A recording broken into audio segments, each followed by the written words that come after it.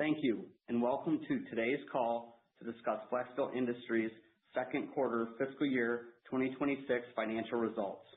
Our earnings release, which we issued after market close yesterday, Monday, February 2nd, is available on the Investor Relations section of our website at www.flexsteel.com under News and Events. I'm here today with Derek Schmidt, President and Chief Executive Officer. On today's call, we will provide prepared remarks and then we'll open the call to your questions.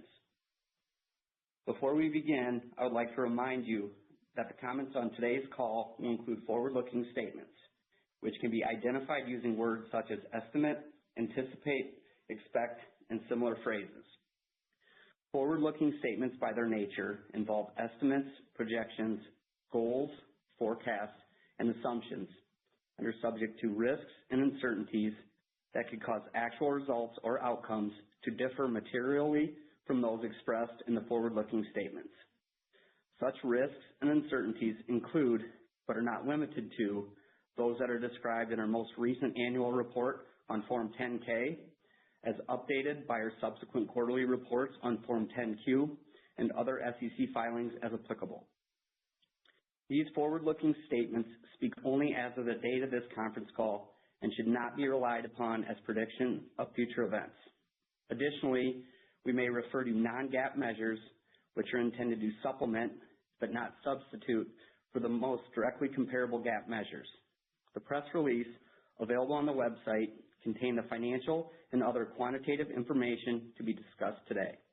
And with that, I'll turn the call over to Derek Schmidt. Derek? Good morning, and thank you for joining us today.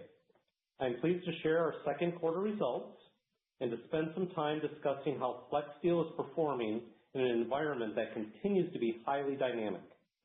Industry demand remains uneven, tariff policy is evolving quickly, and consumer behavior continues to shift.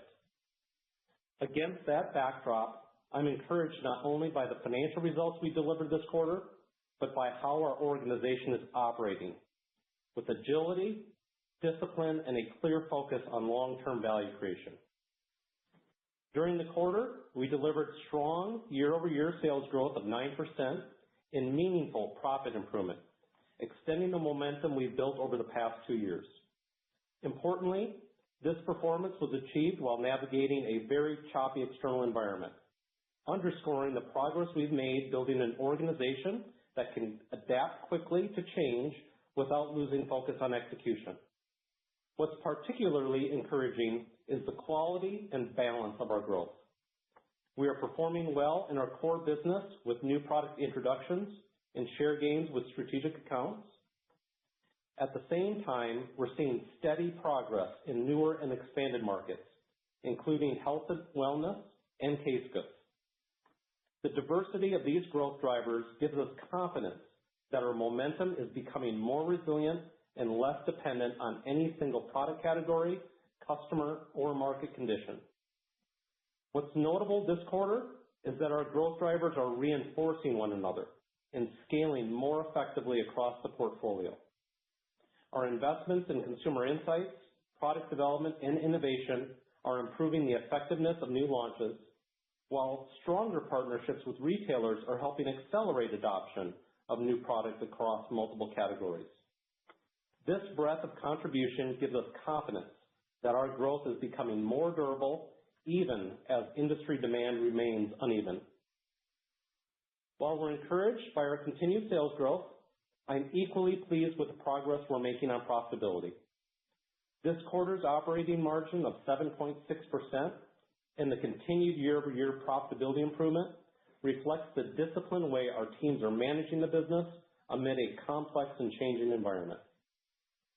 Our margin performance continues to benefit from a combination of sales leverage, productivity improvements, and thoughtful product portfolio management. Importantly, these gains are increasingly structural in nature. Through consistent execution, we've strengthened our cost discipline, improved operational efficiency, and enhanced the margin profile of new and existing products. This operating discipline has been particularly important as we've navigated significant external volatility. The ability to manage costs, adjust pricing thoughtfully, and protect margins while continuing to invest in growth initiatives speaks to how the organization has evolved over the past several years. As we look ahead, while the U.S. economy continues to show areas of resilience, housing activity, consumer confidence, and discretionary spending patterns remain inconsistent and continue to weigh on overall industry demand. Feedback from our retail partners suggests that consumer behavior remains highly variable, with periods of engagement followed by pullbacks driven by economic uncertainty and inflation concerns. In this environment, visibility remains limited and demand patterns can shift quickly. That said, our teams are staying close to our customers and adjusting as conditions evolve. This flexibility, combined with disciplined execution, allows us to respond quickly to changes in demand while remaining focused on our long-term growth objectives. Tariffs continue to represent a significant source of uncertainty for the furniture industry, and the policy environment remains fluid. As tariff structures evolve, the implications for sourcing, pricing, and demand can change quickly, requiring companies to adapt in real time. Flexsteel has faced similar disruptions in the past, from prior tariff cycles to global supply chain disruptions and rapid demand swings, and those experiences have shaped how we operate today. Our organization is built to respond decisively to external change while remaining disciplined in execution and capital allocation. While the current tariff environment presents meaningful challenges, we believe it also underscores why we've invested in building a more agile and disciplined operating model, including the ability to adjust pricing thoughtfully, manage costs, evaluate sourcing alternatives, and maintain strong customer relationships, all which we believe will be critical in the periods ahead. We believe our agility, combined with disciplined execution and continued investment in our growth platforms, positions us to not only manage near-term volatility, but to continue gaining share over time. Looking further ahead, we are actively evaluating broader cost reduction opportunities and alternative supply chain options that can strengthen our position over the long term. While we expect tariffs and pricing actions to create pressure on both demand and margins in the second half of our fiscal 2026, we are confident in our ability to identify and execute the right actions to support profitable growth over time. We enter this period with a strong balance sheet, solid profitability, and a clear strategic roadmap. Our focus remains on navigating near-term challenges while continuing to invest in the capabilities that drive long-term shareholder value. In summary, our second quarter results reflect an organization that is executing consistently today while positioning itself to compound growth and profitability over time, even in a volatile environment. With that, I'll turn the call over to Mike, who will give you some additional details on the financial performance for the second quarter and our financial outlook. Thanks, Derek. For the second quarter, net sales were $118.2 million, or growth of 9%, compared to net sales of $108.5 million in the prior year quarter. This marks our ninth consecutive quarter of year-over-year sales growth. The increase was primarily driven by higher unit volume in source saw seating products and pricing from tariff surcharges, partially offset by lower unit volume in our made-to-order saw seating products and Homestyles branded ready-to-assemble products. Sales order backlog at the end of the period was $82.4 million, which includes estimated tariff surcharges. From a profit perspective, the company delivered GAAP operating income of $9.0 million, or 7.6% of sales in the second quarter. The prior year quarter GAAP operating income of $11.7 million included a $5 million gain from the sale of our former Dublin, Georgia manufacturing facility. Current quarter operating income increased 35%, or 150 basis points, compared to adjusted operating income of $6.7 million, or 6.1% of sales in the prior year quarter. The increase is driven by favorable sales mix of higher margin new products, partially offset by continued investments in growth initiatives. The impact of tariffs on operating margin in the quarter was largely mitigated through a combination of pricing actions and cost savings initiatives. Moving to the balance sheet and statement of cash flows. The company ended the quarter with a cash balance of $36.8 million and working capital of $126 million and no bank debt. The increase in working capital was primarily driven by higher cost inventory due to tariffs and an intentional increase in safety stock of top-selling products ahead of tariffs that were previously scheduled to increase on January 1st. In addition, accounts receivable increased due to timing of sales in the quarter. Given the level of uncertainty regarding both demand and the impact of tariffs on our business, we believe it is appropriate to continue our pause on providing any forward-looking guidance. However, as Derek alluded to earlier, we expect some margin dilution in the second half of the fiscal year relative to the second quarter, as we are now selling higher cost inventory burdened with 25% tariffs. As the impact of tariffs, pricing actions, consumer demand, and our cost savings efforts become clearer, we will continue to share more information. With that, I'll turn the call back over to Derek to share his closing perspectives. Thanks, Mike. As we look ahead, we recognize that the external environment is likely to remain unpredictable in the near term. Tariff policy continues to evolve, consumer demand patterns remain uneven, and macroeconomic visibility is limited. However, these conditions reinforce, rather than diminish, the importance of the progress we've made strengthening our organization. Flexsteel is agile, disciplined, and well-positioned to respond to change. Our teams are moving quickly and thoughtfully as conditions evolve, balancing near-term actions with a clear focus on long-term value creation.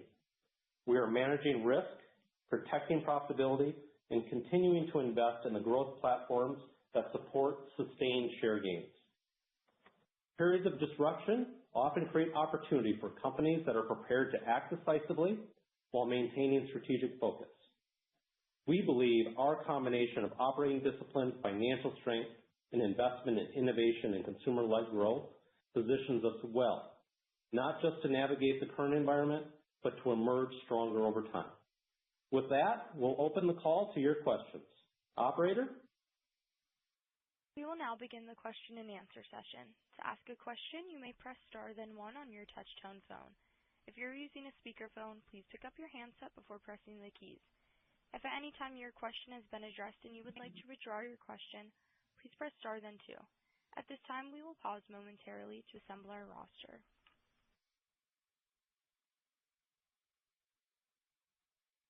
The first question comes from Anthony Lebiedzinski with Sidoti. Please go ahead.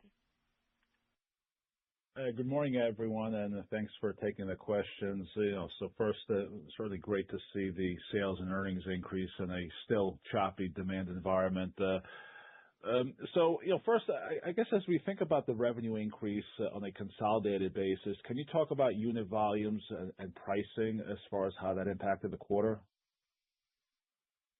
Yeah, Anthony, what I would tell you is you're correct in that the environment's been very choppy. But in terms of the breakdown, tariff revenue in the quarter was roughly, give or take, $9 to $10 million, about $9.5 million. So when you look at it kind of from a unit volume perspective, we were relatively flat versus the prior quarter, but certainly had categories within the business where unit volumes were up. In other areas, kind of where we've seen unit volumes down in certain areas.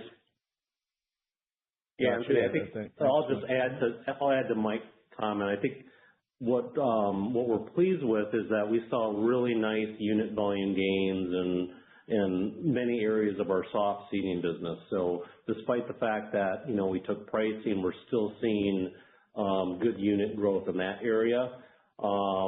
That was offset by, I think, unit volume declines in made-to-order seating, which, that category has been soft. And then, as you know, we've got this Home Styles ready-to-assemble business, and that has been struggling. Sales were down almost 50% in that area.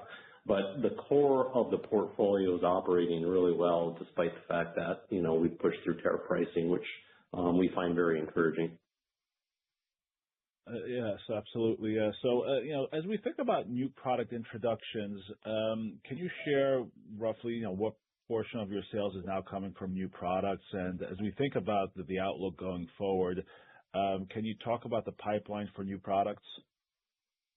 Yeah, in terms of where our sales are being derived from, Anthony, over the last, I would say, 6 to 8 quarters, we've been consistently 30 to 40% of our overall sales is coming from new products. So it is a substantial driver, I think, of, our ability to continue to gain share.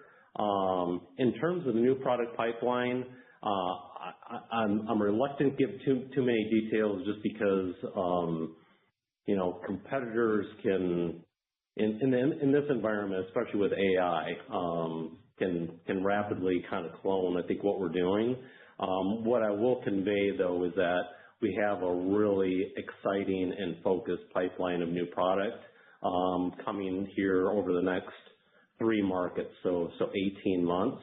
So I feel really good about the pipeline and our ability to continue to bring products that are relevant to consumers and ultimately will drive traffic to our retailers, which is, one of the areas that I think that we're differentiating ourselves from in this environment. Thanks, Derek.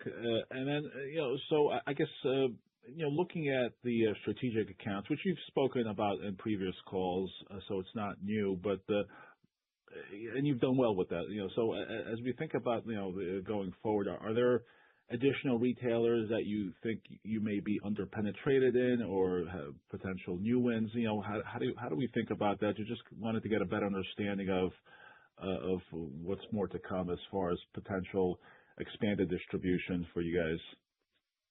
Yeah, I think we've shared, Anthony, what we deem strategic accounts represents about 20 large independent retailers that we believe are progressing their omni-channel capabilities and are well positioned to continue to gain share in the overall market.